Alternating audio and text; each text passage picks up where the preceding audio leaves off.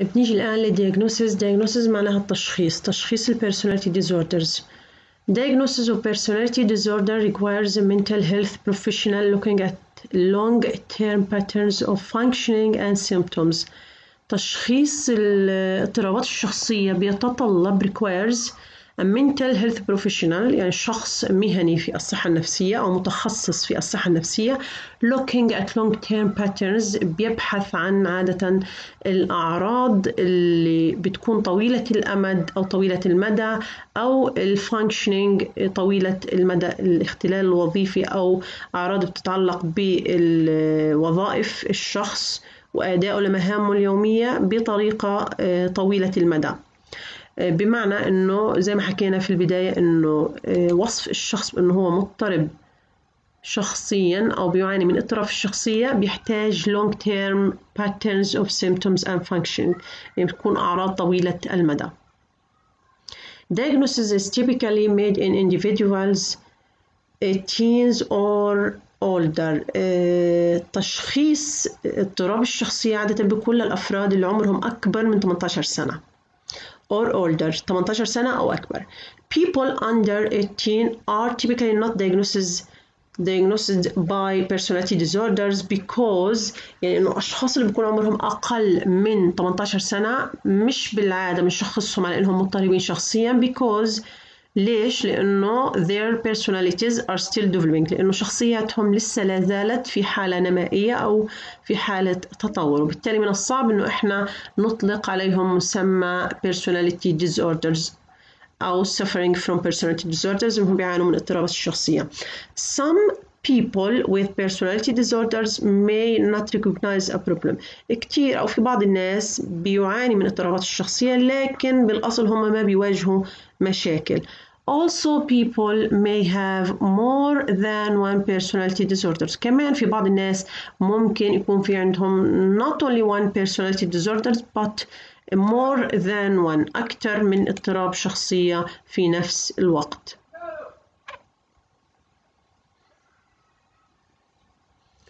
Treatment العلاج. Certain types of psychotherapy are effective for treating personality disorders.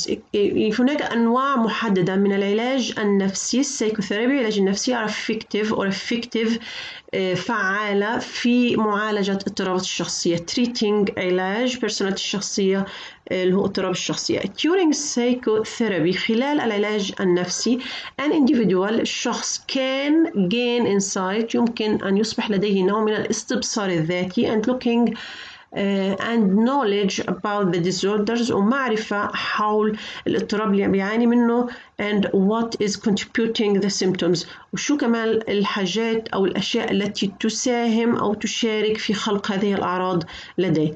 and can talk about thoughts، وممكن كمان في السايكوثيرابي تتاح له الأوبورتيونيتي، الفرصة to talk about thoughts، يعني يتحدث عن الأفكار also feelings، يتحدث عن المشاعر and behaviors، وعن السلوكيات والتصرفات اللي بيمارسها.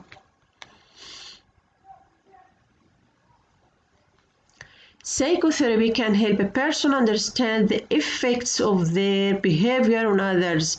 العلاج النفسي بيساعد الشخص إنه يفهم آثار the effects آثار of their behavior، تصرفاته أو سلوكياته on others على الآخرين and learn to manage، ويتعلم أيضاً أن يدير or cope أو أن يواجه with symptoms، أن يواجه أعراض ال personality disorders and to reduce behaviors، وأن يقلل من السلوكيات التي تسبب causing problems، بتسبب مشاكل عنده with functioning and relationships، في أدائه الوظيفي وعلاقاته الاجتماعية. The type of treatment will depend on نوع العلاج اللي بنستخدمه في السايكوثيرابي، بيعتمد على depend on specific personality disorders، على نوع الاضطراب الشخصية اللي بيعاني منه الشخص and how severe it is، وقديش هذا الاضطراب حاد أو حدة هذا الاضطراب and the individual's circumstances، بالإضافة إلى ظروف الشخص المحيطة.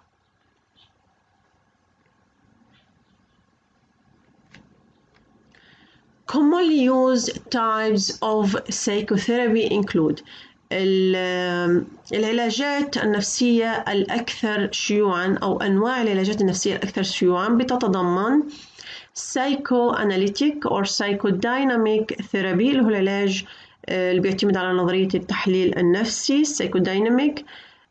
Also cognitive behavioral therapy برضو ممكن نستخدم العلاج المعرفي السلوكي CBT وأخذنا عليه محاضرة كاملة. group therapy والعلاج الجماعي. psychoeducation العلاج النفسي التربوي which includes teaching the individual تعليم الفرد and the family members وأعضاء الأسرة about the illness عن المرض و treatment علاجه and the ways of coping وأساليب مواجهة هذا المرض.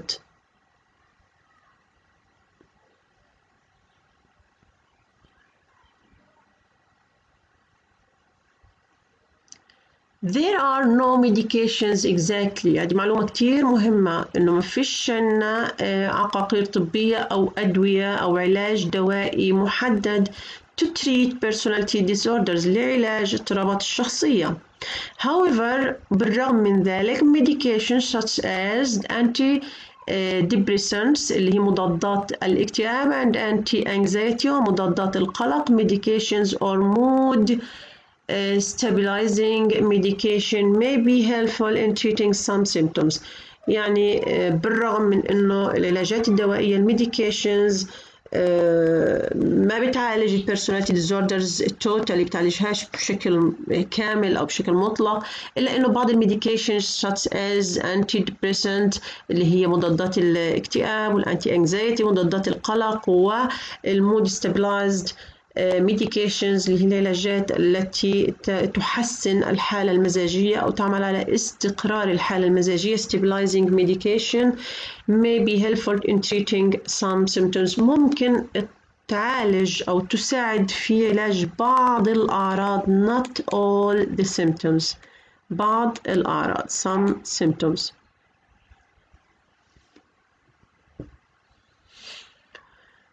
More severe or long-lasting symptoms may require team approach involving a primary care doctor, a psychiatrist, a psychologist, social worker and family members. هنا بيحكي عن العلاج الفريقي أو اتجاه العلاج as a teamwork كفريق عمل خصوصا لما يكون عندي symptoms severe and long lasting لما تكون الأعراض حادة جدا وطويلة المدى احنا بنحتاج أو هذا بيتطلب require a team approach اتجاه العمل الفريقي واللي بيتضمن هذا الفريق involving primary care doctor اللي هو طبيب في الرعاية الأولية أو طبيب عام and psychiatrist اللي هو طبيب نفسي also psychologist أخصائي نفسي social worker أخصائي اجتماعي and family members بالإضافة إلى أعضاء الأسرة أو أفراد الأسرة.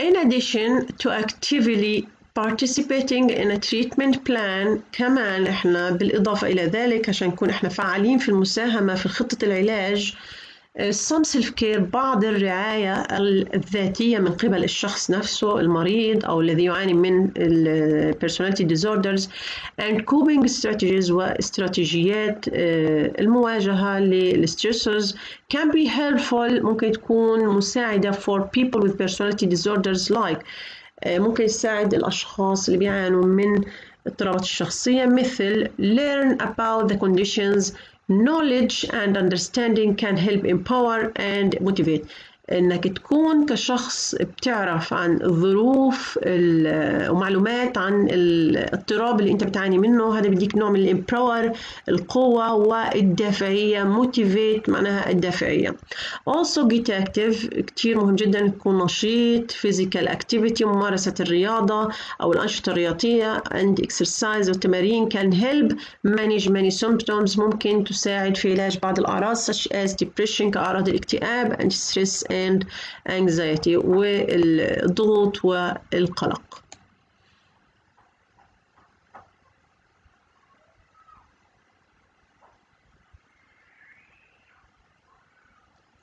avoid drugs and alcohol. تجنب تناول المخدرات أو العقاقير المخدرة and alcohol والكحول. drugs ممكن تكون عقاقير طبية لكن هنا معناها مخدرات. الكحول and illegal drugs اللي هي المخدرات الممنوعة can worsen symptoms ممكن تعمل على زيادة سوء الأعراض أو تزيد الأعراض سوءا.